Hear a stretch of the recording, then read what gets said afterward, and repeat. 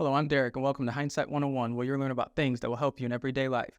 Now, I'm going to show you how to replace your diverter for your shower in case it's leaking. Now, if there's a little leak, I won't worry too much about that, but if it's gushing out a lot, then it's time to replace it if you pull this up and then water keeps coming out. So the easiest way to replace this, if yours does this, is this top and bottom part will screw apart. You just take two pairs of pliers and then some cloth so you don't scratch it up, and then just twist it off. This one does not, so I'm going to have to show you the other way. The only things that you'll need is the universal kit. You can get this at any big box store.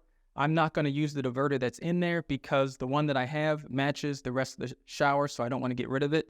But the thing that I will need are the pieces and parts inside, so we're going to use that. The only other tool that you're going to use is a flathead screwdriver. So let's get started. So you have three pieces. You have this plastic piece, you have the diverter, and you have a washer.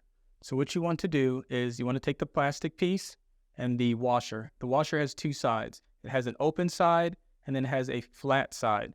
You want to make sure the flat side is sticking out.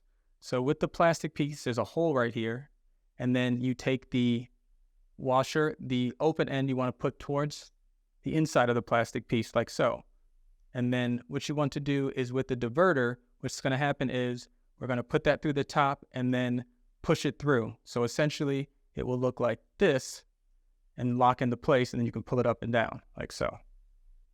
So as you can see right here, there are two teeth that I have to spread apart. So when I'm pulling up on the diverter, it will slide it right out. So we'll take care of that right now.